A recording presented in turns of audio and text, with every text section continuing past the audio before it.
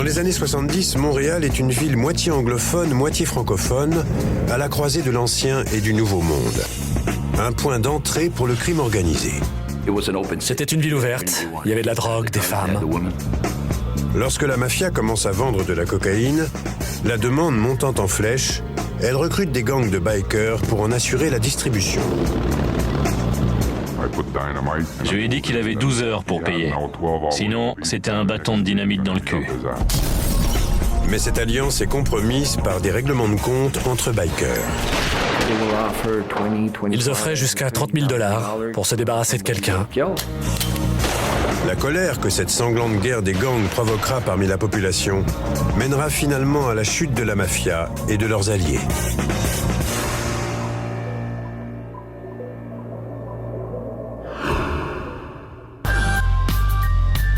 En 1970, Montréal compte une population de 1 100 000 personnes, ce qui en fait la plus grande ville du Canada. C'est aussi une place forte de la mafia, notamment dans le quartier de la Petite Italie. Situé au nord-ouest du Vieux-Montréal, le quartier est connu pour ses marchés, ses restaurants et ses cafés. Paolo Violi, un chef de la mafia, y a basé ses opérations. Mario Latraverse est alors lieutenant de police, et il connaît bien l'homme. Paolo Violi avait un petit groupe autour de lui, à qui il racontait n'importe quoi. Il prétendait avoir fait des tas de choses, mais ce n'était pas vrai. Paolo Violi travaille pour le parrain de Montréal, Vincent Cotroni, dit Vic, un personnage très différent. Vic parlait peu et régnait d'une main de fer. Les deux hommes pratiquent l'extorsion à grande échelle, rançonnant les bars, les boîtes de nuit et les salles de spectacle. Ils allaient voir les propriétaires en disant « Si vous ne voulez pas avoir de problème, on fera en sorte que vous n'en ayez pas. » Les mafieux veulent s'arroger les bénéfices de tous les vestiaires de ces établissements. Loin d'être dérisoires, les vestiaires rapportent des millions. Disons que le vestiaire coûte $1 par manteau. Or, il y a 3 spectacles tous les soirs. Donc, on multiplie par 3. Et à l'époque, il gagnait facilement plus d'1 million de dollars rien qu'avec le vestiaire des établissements qu'il contrôlait. Ce glacier, situé au cœur de la Petite Italie, sert de quartier général à Paolo Violi. En 1970, l'établissement devient la cible d'une ambitieuse opération de surveillance. Tous les hommes de main de Violi se retrouvaient chez ce glacier. Ça leur servait aussi de bureau. Sous un nom d'emprunt, l'inspecteur Ménard loue un appartement aux mafieux. L'immeuble appartenait à Violi. Et j'habitais au premier. La mission du policier est simple, mais vitale. Il doit installer des systèmes d'écoute téléphonique et remplacer régulièrement leurs piles. Il fallait changer les piles toutes les semaines pour que les appareils continuent de fonctionner. Mon rôle, c'était de faire en sorte que notre opération ne soit pas découverte, ni compromise en aucune façon. Robert Ménard se fait passer pour un électricien du nom de Bob Wilson. Afin de rendre crédible son occupation de l'appartement, le policier doit arriver discrètement avant le lever du jour, ce qui se révèle épuisant. Et l'hiver canadien complique encore les choses. Je devais arriver vers 4 heures du matin. S'il neigeait, j'attendais que le moteur refroidisse. Et je mettais de la neige partout sur la voiture. Ensuite, je montais à l'appartement et j'attendais. Après, quand la boutique ouvrait, je descendais et j'enlevais la neige comme tout le monde. L'hiver laisse la place au printemps, les saisons se succèdent, et Robert Ménard continue sa mission. Peu à peu, les écoutes révèlent les secrets de Paolo Violi et de la mafia montréalaise. On a obtenu énormément d'informations sur le fonctionnement interne de la mafia et les crimes commis dans l'agglomération de Montréal. En décembre 1972, la surveillance dure depuis plus de 2 ans lorsque survient un événement important. Le parrain Vic Cotroni fait de Violi son bras droit. Paolo Violi est désormais le numéro 2 de la mafia à Montréal. Les gens venaient le saluer. Il y en a même qui embrassaient sa main, comme dans les films. Et il était très jovial. Si quelqu'un lui demandait un service, il s'en occupait. Le baise-main est cependant la seule coutume mafieuse observée par le policier. Paolo Violi et Vic Cotroni viennent tous deux de Calabre, dans le sud de l'Italie. Mais ils ont adopté la culture canadienne et ils négligent les usages de la mafia.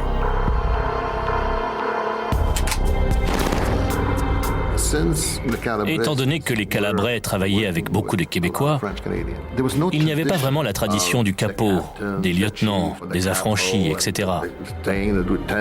Cette tradition n'existait pas à Montréal. Les Calabrais ont néanmoins des rivaux, un groupe mafieux originaire de Sicile. Nick Rizzuto dirige la faction sicilienne avec l'aide de son fils Vito. Pour eux, la mafia reste une société secrète et sacrée avec un code très strict sur le plan de la discipline, de la loyauté et du respect. Du côté sicilien, c'était la mafia traditionnelle. Tout était fait dans les règles de l'art. Cette différence de style mène à des frictions et les écoutes révèlent la rivalité entre Siciliens et Calabrais, chaque groupe cherchant à s'assurer la suprématie dans la structure mafieuse de Montréal. Si la paix est maintenue, c'est uniquement grâce à un puissant bienfaiteur extérieur, le parrain new-yorkais Joe Bonanno. Depuis le début des années 50, Bonanno, qui est lui-même sicilien, arbitre les disputes entre les deux factions.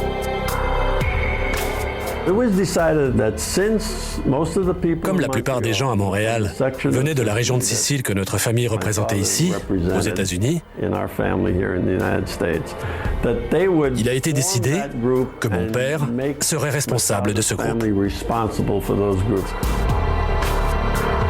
Un jour, Robert Ménard voit arriver un visiteur important au bureau de Violi. C'est le fils de Joe Bonanno, Bill. Je me souviens, j'étais sur mon balcon avec une tasse de café et une cigarette. Et tout à coup, j'ai vu arriver une grande voiture noire. 3 hommes sont sortis et ils ont été accueillis très chaleureusement par Vic Cotroni et Paolo. Bill Bonanno est numéro 3 au sein de la famille criminelle Bonanno. C'est une figure de la mafia new-yorkaise. À ce titre, il vient régulièrement à Montréal récupérer de l'argent. Des paiements faits en signe de respect envers son père. Cependant, Bill Bonanno a une autre mission, vérifier que rien ne vient troubler la paix. J'écoutais et puis je faisais mon rapport à New York. Mon père disait que si on a 2 oreilles et une bouche, c'est pour écouter 2 fois plus qu'on ne parle. En 1974, l'hostilité latente entre les deux factions aboutit finalement à une guerre ouverte. Vic Cotroni a choisi pour héritier le Calabrais Paolo Violi et les Siciliens sont furieux. Nick Rizzuto veut imposer son clan comme la famille mafieuse dominante à Montréal. Depuis des années, le chef de la faction sicilienne mène ses affaires de façon indépendante, ne montrant guère de respect envers Vic Cotroni. Mais lorsqu'il refuse de rencontrer Paolo Violi, l'affront dépasse les bornes. Violi met un contrat sur la tête du Sicilien. Menacé d'une mort certaine, Nick Rizzuto s'envole pour le Venezuela, où il a de la famille. De nombreux mafiosi en fuite se rendent là-bas, car ils se savent à l'abri de la justice internationale. Il savait qu'on ne pourrait pas l'extrader du Venezuela. Et il a rencontré d'autres mafiosi venus du monde entier qui s'étaient réfugiés là. Cependant, Robert Ménard continue sa mission. Un jour, il reçoit un coup de téléphone de Paolo Violi en personne. Il y a un problème au restaurant. Paolo a dit « J'ai un problème électrique, la lumière ne s'allume plus ». Le policier craint soudain pour sa vie. Paolo Violi a-t-il des soupçons? S'agit-il d'un test? Un vrai électricien ne devrait avoir aucun mal à réparer la lumière dans l'entrée. Je suais à grosses gouttes. J'étais censé être électricien.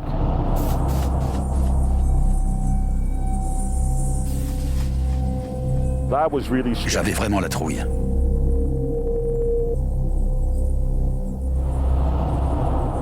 Et puis, tout à coup, j'ai eu l'idée de vérifier l'ampoule.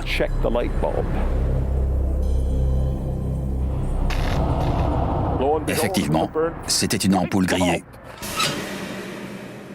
Si c'était un test, Robert Ménard l'a passé haut la main. Sa mission sous couverture dure plus de 6 ans au total, ce qui en fait l'une des plus longues opérations de surveillance policière jamais réalisées. En 1976, l'héroïsme discret de Robert Ménard porte enfin ses fruits avec l'arrestation de Paolo Violi. Le mafieux n'est pourtant pas mis en examen. Au lieu de cela, la justice lui demande de s'expliquer sur les enregistrements compromettants lors d'une audience publique devant une commission d'enquête spéciale. L'interrogatoire mené par un panel de juges est télévisé. Vous devez faire une déposition. Je ne le ferai pas. Vous refusez? Je ne dis pas ça. Mais vous ne ferez pas de déposition. C'est ça. Paolo Violi est face à un choix impossible. S'il parle, il signe son arrêt de mort. Mais son mutisme ne peut aboutir qu'à un seul résultat. La Cour a décidé de rejeter votre demande. En conséquence, vous êtes déclaré coupable d'outrage à la commission d'enquête. Paolo Violi est condamné à 1 an de prison. De plus, sa position au sein de la mafia est compromise, car sa réputation a grandement souffert. Avoir été sur écoute pendant 6 ans et demi, c'est très mauvais pour un chef au sommet de la hiérarchie. Il était devenu gênant et il fallait se débarrasser de lui. Nick Rizzuto, le rival de Paoli, en profite pour faire son retour. Les règlements de compte mafieux vont bientôt déclencher un déferlement de violence à Montréal.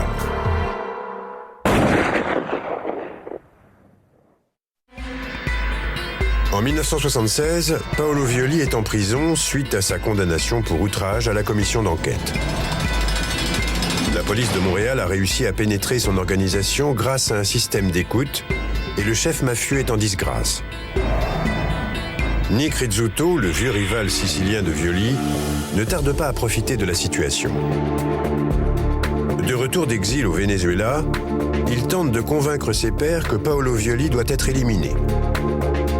Selon lui, le fait que la police soit parvenue à obtenir des enregistrements compromettants de ses conversations constitue une violation d'une des règles d'honneur de la mafia, l'omerta, la loi du silence.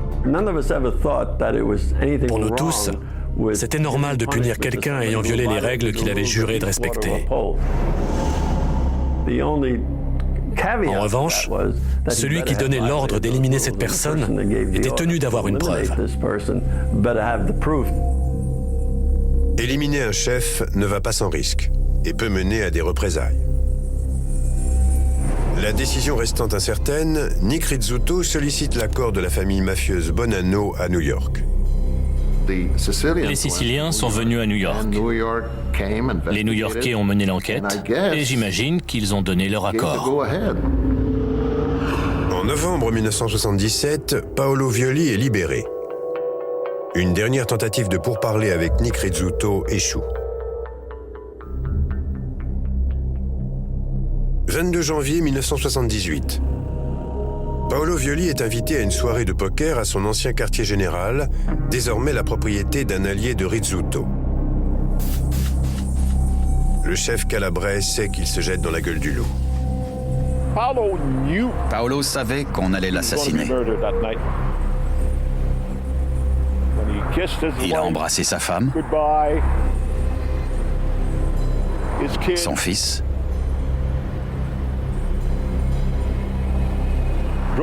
il est monté dans sa Cadillac blanche. Il l'a garé là-bas. Il est rentré, il s'est assis à une table dans la pièce du fond, et quelques instants plus tard,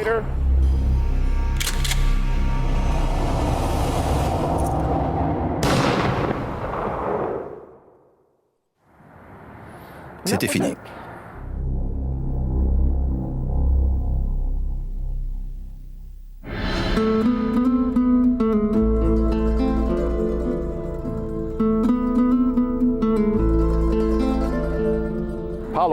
C'était le plus grand enterrement jamais vu à Montréal. Tous les mafieux étaient là. Le clan Bonanno, les 5 familles de New York au grand complet. Personne ne manquait à l'appel. Vic Cotroni reste le chef de la mafia à Montréal, mais à titre honorifique seulement. Avec le soutien de la famille Bonanno, Nick Rizzuto prend peu à peu le contrôle des opérations. Le chef sicilien est redevable à la branche new-yorkaise de son accord sur l'élimination de Violi, une dette que sa famille devra payer un jour. Le clan sicilien a gagné.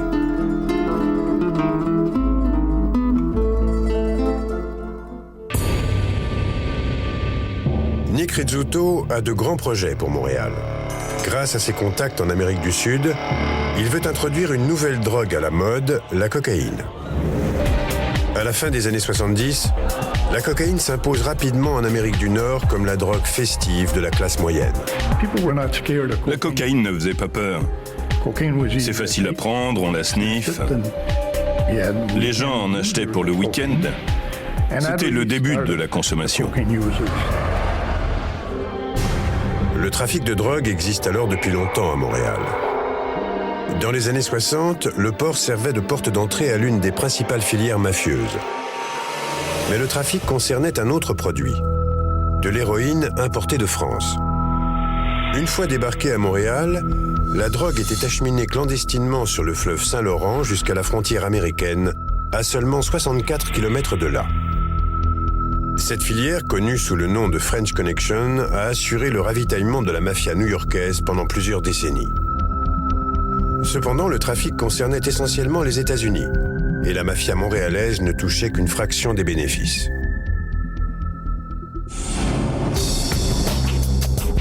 Nick Rizzuto a des projets plus ambitieux pour le trafic de cocaïne.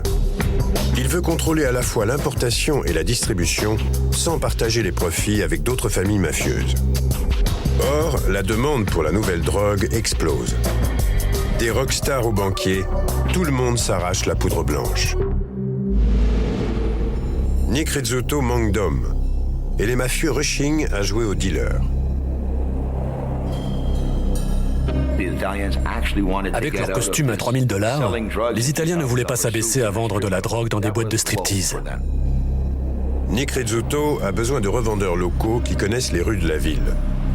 Il fait alors un choix décisif en confiant la distribution de la drogue à un groupe non mafieux, les gangs de bikers.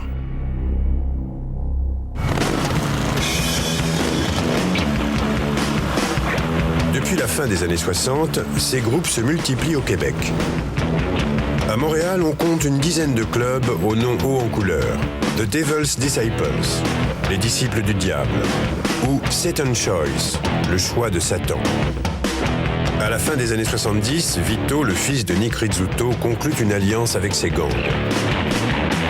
Normand Brisebois est alors un jeune biker, il écoule de la cocaïne. À sa sortie de prison, un de mes oncles m'a demandé si je voulais gagner de l'argent. À 18 ans, Normand Brisebois appartient au gang des Devil's Disciples. Il vend de la drogue et joue les gros bras pour la famille Rizzuto. Il connaissait ma famille. Et petit à petit, je suis passé à une forme de plus grande délinquance. Le cambriolage a mené au vol à main armée et à des quantités de plus en plus grandes de drogue.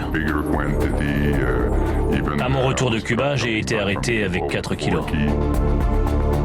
Normand Brisebois finit par travailler directement pour Vito, le fils de Nick Rizzuto. Le biker joue le rôle de garde du corps auprès du jeune parrain. J'ai fait le garde du corps pour sa maîtresse. Il lui arrive aussi de collecter des dettes. Mais plutôt que de passer les mauvais payeurs à tabac, Normand Brisebois a une approche plus discrète. Ma méthode était très différente. Le biker laisse sa carte de visite. Une fausse bombe dissimulée dans le compartiment moteur.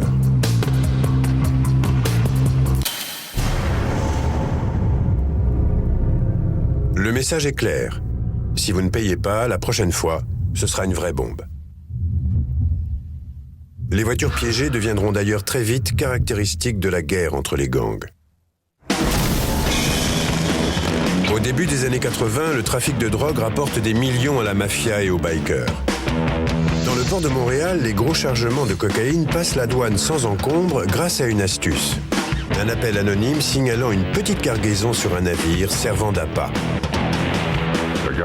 Un biker a appelé les flics en disant « Il y a 45 kilos de cocaïne sur tel bateau ». Mais en fait, le bateau qui passait à côté transportait 5 tonnes.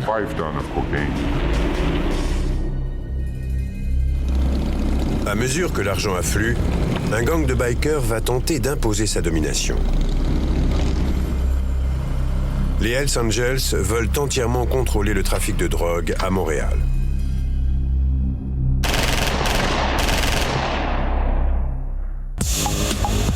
Au début des années 80, le port de Montréal voit transiter d'énormes chargements de cocaïne. Un trafic contrôlé par le parrain mafieux Nick Rizzuto. Son fils Vito a engagé des bikers appartenant à différents gangs pour lui servir de gros bras. Les bikers assurent la distribution et la vente de la cocaïne pour le compte de la mafia. Cependant, un gang se détache du lot, les Hells Angels.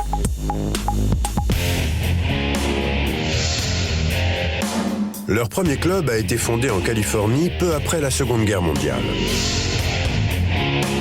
Le gang s'est installé récemment à Montréal et son organisation, son code de conduite, sont de l'ordre du jamais vu dans le monde des bikers canadiens. Ce qui différencie avant tout les Hells Angels, c'est leur hiérarchie très stricte. Pour devenir membre, il faut commencer tout en bas de l'échelle et grimper les échelons petit à petit.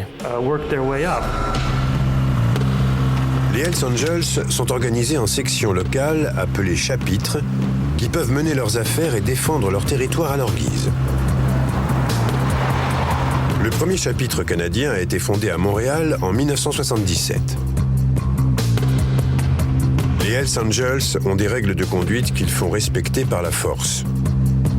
C'est un point commun avec un mafieux traditionnaliste comme Nick Rizzuto. En tant qu'officier de la Sûreté, la police du Québec, Guy Ouellet a rapidement constaté que les bikers respectent scrupuleusement leur hiérarchie. Dans un chapitre des Hells Angels, il y a les membres, les prospects, les associés et les amis. Au sommet de la hiérarchie, les membres ont droit de vie ou de mort sur tous ceux qui se trouvent en dessous. Il y a les membres à part entière, les prospects ou prétendants, qui sont en quelque sorte en période d'essai. Et en bas de la hiérarchie, on trouve les associés et les amis. Devenir membre à part entière peut prendre des années. Et comme les mafieux, les Hells Angels cherchent des qualités particulières chez leurs recrues. Une propension à la violence et le mépris de la loi sont indispensables.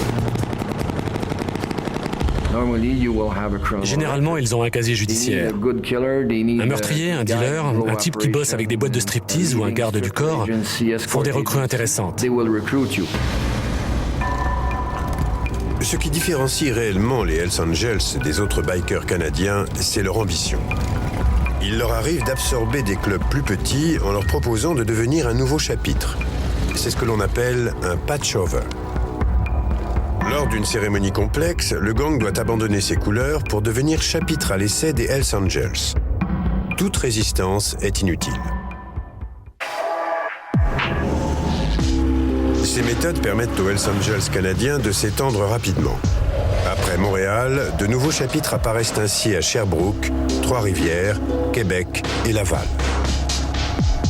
Le parrain Nick Rizzuto réalise alors qu'il fait face à des groupes criminels aussi puissants que la mafia elle-même.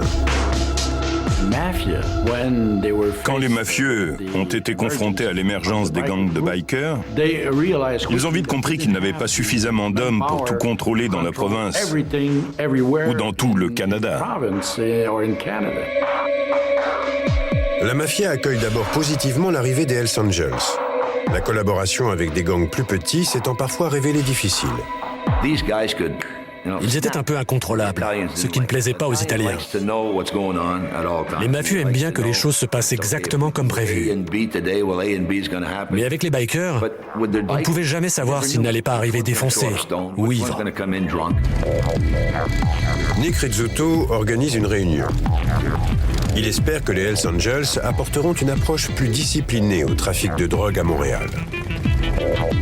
Dans une scène digne d'un film hollywoodien, mafieux et bikers concluent une alliance. La mafia accepte, dans certains quartiers de Montréal, de vendre de la cocaïne uniquement aux Hells Angels. Les deux groupes criminels se rendent compte qu'ils peuvent finalement s'entendre.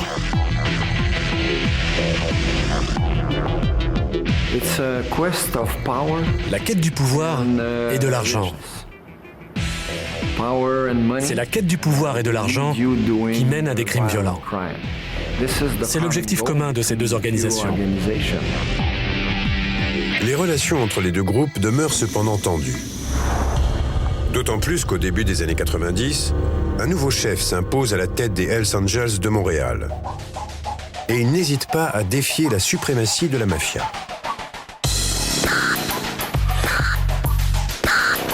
Maurice Boucher a grandi dans l'un des quartiers les plus durs de Montréal. Sa jeunesse est essentiellement consacrée à la petite délinquance.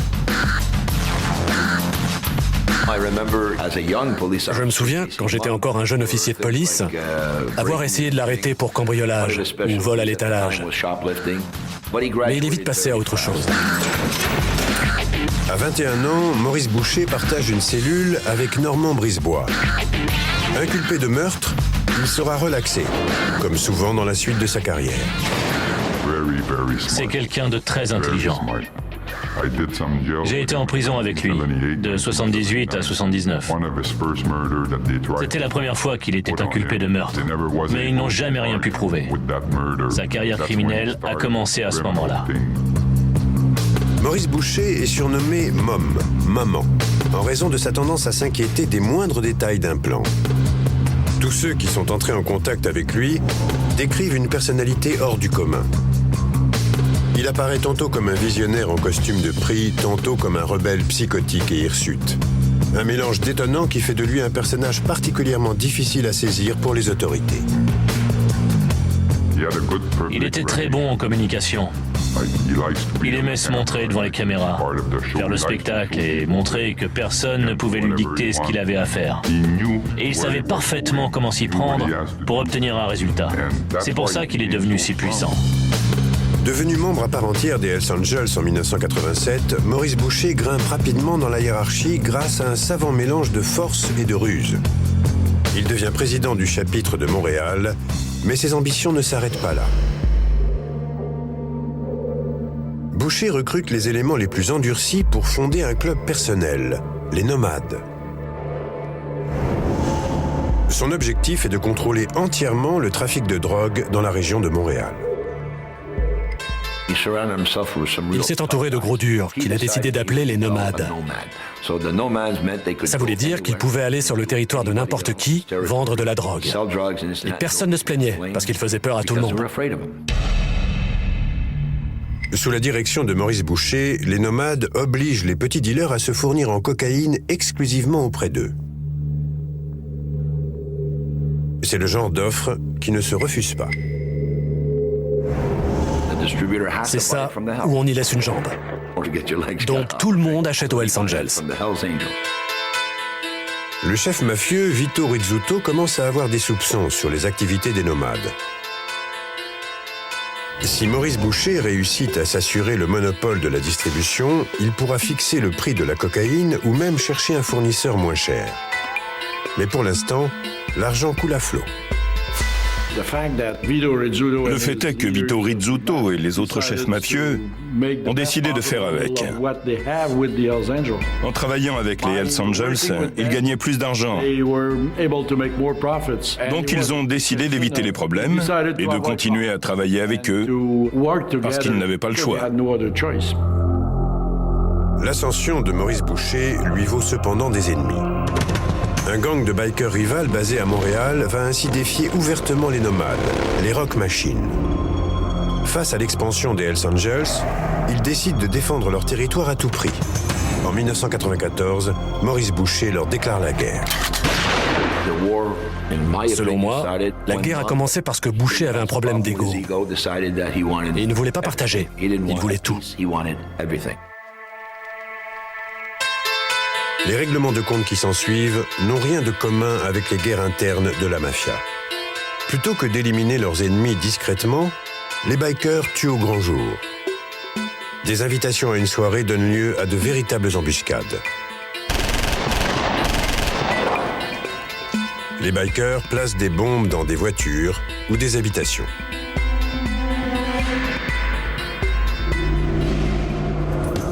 En infériorité numérique, le gang Rock Machine forme alors un groupe du nom de Dark Circle, le cercle obscur. Cet escadron de la mort a un seul objectif, tuer des Hells Angels. Ce déchaînement de violence est censé forcer Maurice Boucher à renoncer à ses ambitions. Œil pour œil, dent pour dent, et ainsi de suite. Les membres du Dark Circle sont rémunérés en fonction du rang de la victime dans la hiérarchie Hells Angels. Normand Brisebois rejoint le groupe de tueurs. Pour un prospect, c'était 20 000 $ et 40 000 $ pour un membre à part entière. Cependant, la stratégie de terreur du gang Rock Machine échoue. Maurice Boucher ne cède pas. La métropole québécoise est désormais livrée à la violence. La guerre des bikers transforme les rues de la ville en champ de bataille.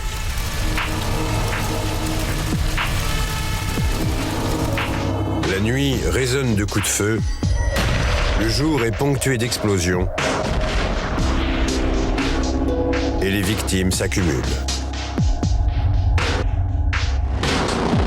Le bain de sang inquiète de plus en plus Vito Rizzuto qui veut surtout éviter d'attirer l'attention de la police. Il demande donc à Maurice Boucher, son partenaire en affaires, de calmer le jeu. Mais le message arrive trop tard. Je sais qu'ils ont été le voir et qu'ils ont essayé de le calmer. Mais le seul moyen de calmer Maurice Boucher, c'était de le tuer. Bien que l'accord entre mafieux et Hells Angels pour la distribution de cocaïne reste valide, Maurice Boucher ignore l'appel au calme de Vito Rizzuto. Et la guerre des gangs continue. En un an et demi, la guerre des bikers a fait plus d'une vingtaine de victimes.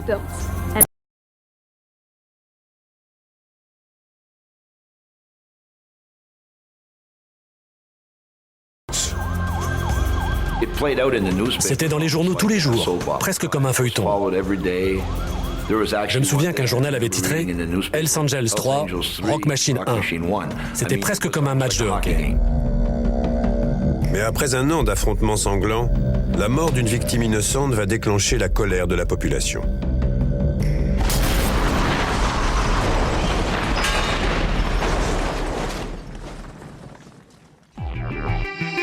La guerre des bikers a mené à une flambée de violence sans précédent.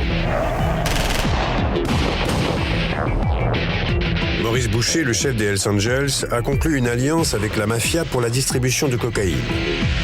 Or, il veut entièrement contrôler le trafic dans les rues de Montréal et un gang de bikers rival, les Rock Machine, défend farouchement son territoire. La guerre des bikers a fait des dizaines de victimes, mais la violence va encore grimper d'un cran.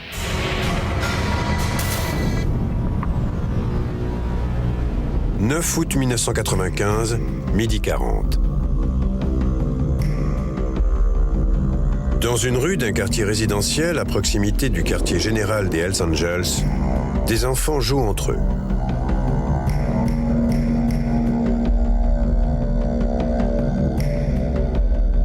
Scott Steiner, un membre des Hells Angels, fait sauter un engin explosif télécommandé.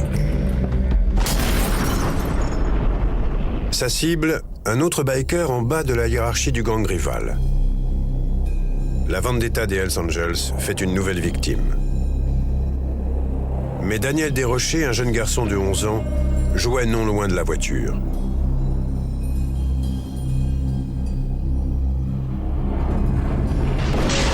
La violente explosion met en pièces le véhicule, propulsant de nombreux débris dans toutes les directions. 2 éclats de métal viennent frapper l'enfant à la tête. Daniel Desrochers meurt à l'hôpital quelques jours plus tard. J'ai enquêté sur cette affaire. Et je peux vous dire que le meurtrier avait tout vu avant de faire sauter la bombe. Il a vu les enfants. Il aurait pu se dire « Tant pis, je l'aurai un autre jour ». Mais il n'a pas renoncé. C'était vraiment de sang-froid.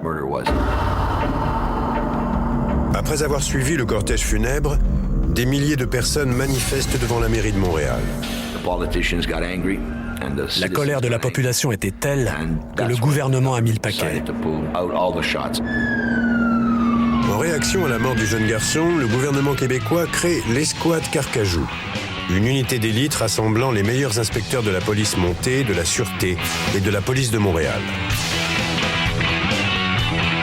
Son unique objectif est de démanteler les gangs de bikers et d'amener Maurice Boucher, le chef des Hells Angels, devant la justice. L'unité est commandée par André Bouchard. L'escouade a été créée en raison de cette escalade de violence. Et ils ont pris les meilleurs éléments. Et j'étais fier parce qu'ils m'ont pris, moi, mais aussi une grande partie de mon équipe. L'escouade Carcajou ne laisse aucun répit aux Hells Angels de Maurice Boucher. Une grande partie de notre travail d'enquête reposait sur la provocation. On allait voir leurs voisins, l'épicier d'en face. Là, les téléphones se mettent à sonner. T'as vu ça? Qu'est-ce qui se passe? Et ça commence. Ils sont tellement énervés qu'ils ne réfléchissent pas au fait qu'on est peut-être en train de les écouter. Et ils font des erreurs. À mesure que les policiers avancent dans leur enquête, Maurice Boucher devient de plus en plus paranoïaque. Dans son entourage, il soupçonne de nombreux bikers de trahison. En 1997, il décide que les nouvelles recrues des Hells Angels doivent prouver leur loyauté par un acte de violence gratuite, le meurtre de gardiens de prison non armés.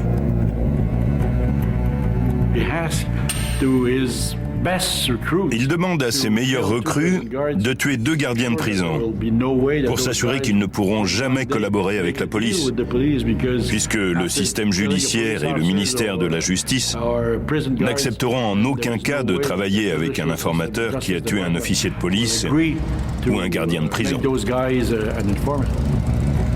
Maurice Boucher pense que les autorités refuseront systématiquement de collaborer avec des tueurs de policiers.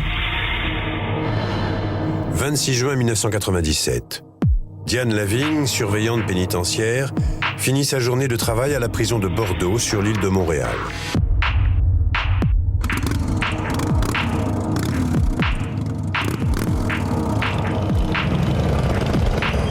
Alors qu'elle rentre chez elle en voiture, Diane Lavigne est rattrapée par une puissante moto.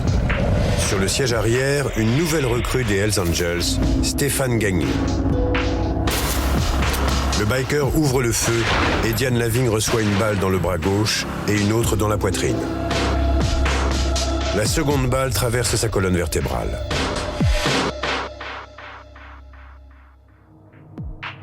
À peine 3 mois plus tard, Stéphane Gagné participe au meurtre d'un chauffeur de bus pénitentiaire, Pierre Rondeau. Quand on tue des gardiens de prison, c'est un message. Je peux tuer n'importe lequel d'entre vous. La police arrête rapidement Stéphane Gagné qui finit par désigner Maurice Boucher comme le commanditaire des 2 meurtres. Le test de loyauté du chef des Hells Angels a échoué. Le 18 décembre 1997, l'escouade Carcajou remplit enfin son objectif. Maurice Boucher est inculpé de plusieurs meurtres et les policiers l'arrêtent à sa sortie de l'hôpital Notre-Dame où il est soigné pour un cancer de la gorge. Mais les procureurs québécois qui croulent sous les dossiers vont devoir affronter une équipe d'avocats de haut vol payés à prix d'or par le chef des Hells Angels. Or, le dossier d'accusation est mince. Stéphane Gagné, le témoin clé, a reconnu lui-même être un assassin et un criminel de carrière. De plus, le jury semble intimidé par la réputation de violence de Maurice Boucher. Les avocats de la défense discréditent le témoignage de Gagné et le chef des Hells Angels est déclaré non coupable. Pour le procureur Randall Richmond, la pilule est amère. Les magistrats et les policiers étaient atterrés et déçus. Devant les caméras, Maurice Boucher savoure sa victoire. Pour certains, il fait même figure de héros populaire, bravant les autorités. Il a quitté le tribunal, accompagné par les Hells Angels. L'homme qui règne par la terreur sur les rues de Montréal est libre de reprendre ses affaires. Rien ne semble pouvoir l'arrêter. Maurice Boucher était l'ennemi public numéro 1. Il était plus puissant, plus influent que jamais. Et il pensait réellement que personne ne pouvait se mettre en travers de son chemin. On peut appeler ça de la mégalomanie ou de la démence. Il pensait vraiment pouvoir défier le système judiciaire et même la société civile dans son ensemble. Au début de l'année 2000, l'argent de la drogue remplit les coffres de la mafia et des Hells Angels à un rythme tel que même les policiers les plus expérimentés sont impressionnés. Les livres de compte indiquaient 100 millions de dollars pour 11 mois d'opération. Selon des documents saisis par la Sûreté du Québec, le trafic de cocaïne aurait ainsi rapporté plus de 110 millions de dollars canadiens aux Hells Angels de Montréal, et ce pour la seule année 2000. Maurice Boucher est au fait de sa gloire. Il règne sur la ville. Mais pour le roi des bikers, la chute approche.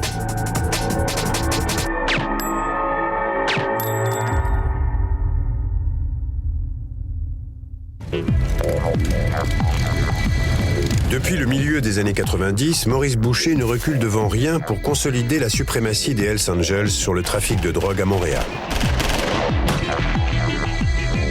Il a déclaré la guerre aux gangs rivaux et à la police. La mafia est alliée aux Hells Angels, mais le parrain Nick Rizzuto et son fils Vito désapprouvent leur méthode. Les bikers font en effet régner la terreur dans les rues de la ville.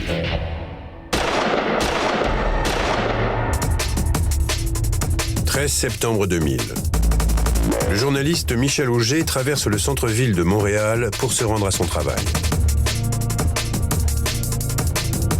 Michel Auger tient la chronique judiciaire du Journal de Montréal et il a exposé au grand jour les liens entre les bikers et le crime organisé.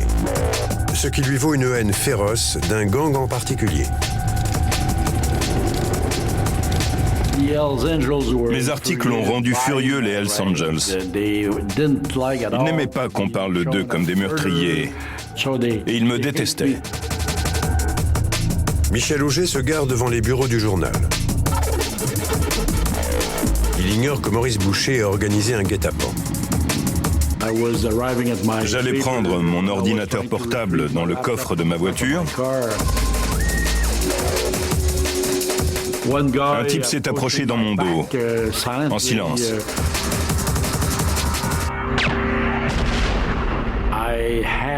J'ai senti un coup très fort à l'épaule, comme si j'avais reçu une balle de baseball. Le tueur tire plusieurs fois à bout portant. J'ai été touché à l'épaule. Et si on avait mis une grande cible sur mon dos, il y aurait eu des trous partout. L'assassin continue de tirer, criblant de balles le journaliste. Touché de 6 balles et saignant abondamment, Michel Auger parvient pourtant à appeler les secours. Un geste qui va lui sauver la vie. J'ai eu beaucoup de chance. Et quand j'ai voulu remercier le chirurgien de m'avoir sauvé la vie, il m'a dit que ce n'était pas lui qu'il fallait remercier, mais quelqu'un là-haut. Miraculeusement, Michel Auger survit. Mais cette embuscade en plein jour déclenche une nouvelle vague de colère au sein de la population. Cette fois, les habitants de Montréal en ont assez. La guerre déclarée par Maurice Boucher contre les Rock Machines n'a fait que trop de victimes. 160 personnes ont été tuées ou blessées, dont 20 victimes innocentes. Et je ne me compte pas dans le lot, parce que ce n'était pas un hasard s'ils voulaient me tuer. La colère populaire pousse les autorités à prendre des mesures draconiennes. En octobre 2000, Maurice Boucher est arrêté. Il va être à nouveau jugé pour avoir commandité le meurtre de gardiens de prison. La police augmente la pression sur les Hells Angels. Le 28 mars 2001, lors d'une série de raids soigneusement orchestrés, près de 2000 agents arrêtent plus de 120 bikers.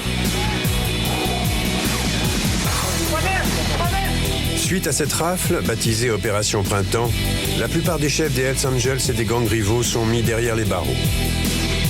C'est la plus grande opération policière dans l'histoire du Canada. L'arsenal confisqué est tel que les policiers peinent à en croire leurs yeux. Montréal, une ville où il faisait bon vivre, a été transformée en zone de guerre où des armes lourdes circulent librement. On a trouvé de la dynamite dans une chambre d'enfant. Et je me souviens qu'il y avait aussi un bazooka dans cette maison. Selon nos informations, ça devait servir à tuer des Hells Angels.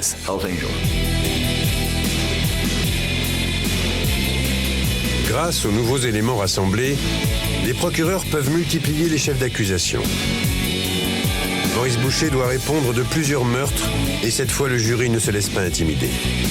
En mai 2002, presque 15 ans jour pour jour après son acceptation dans les rangs des Hells Angels, Boucher est condamné à la réclusion criminelle à perpétuité. La même année, 120 Hells Angels arrêtés lors de l'opération Printemps comparaissent également devant les juges. Leur procès a lieu dans un tribunal de haute sécurité construit pour un coût de 16,5 millions de dollars canadiens. Grâce à un amendement spécial apporté à la loi sur l'association de malfaiteurs, les magistrats peuvent s'attaquer à ce qui fait la fierté des Hells Angels, leur stricte hiérarchie. Selon la justice, la chaîne de commandement des bikers est une preuve de la constitution d'un groupe criminel. Les policiers peuvent enfin savourer leur victoire.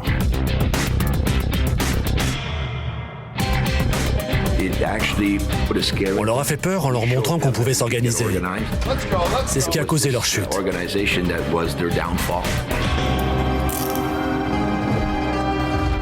Les policiers utilisent ensuite ce même amendement pour s'attaquer cette fois à la mafia.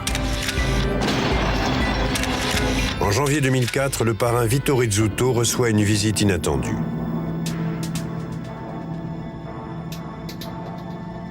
Les policiers le mettent en état d'arrestation. Mais le mafieux reste confiant. Il pense que la justice ne pourra rien prouver. Le meilleur avocat du pays. Ce qu'il ignore, c'est qu'il va devoir répondre à la justice américaine et non canadienne.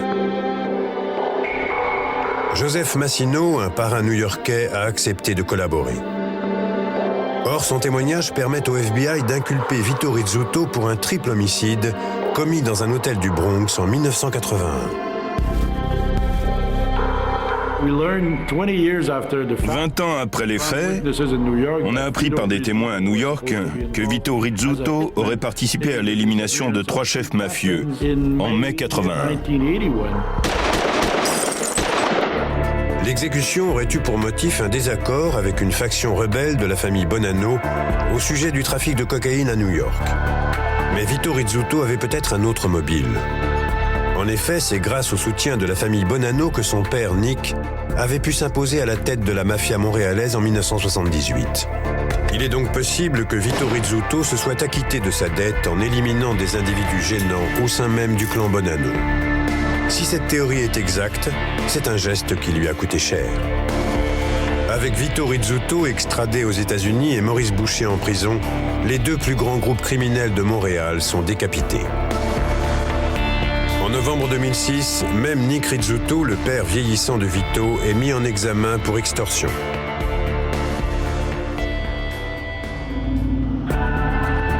La sanglante guerre des gangs qu'a connue Montréal a fait plus de 150 victimes. Mais le spectre de la violence n'est pas écarté pour autant. La mafia et les Hells Angels restent actifs dans les rues de la ville. On a réussi à calmer la situation pendant un moment. Ils étaient tous en prison. Mais ils ont tous été remplacés, tous, sans exception. La lutte continue. Mais la police et les agences antidrogue ont désormais l'expérience et les moyens juridiques nécessaires pour affronter tant la mafia que les gangs de bikers et remporter la bataille.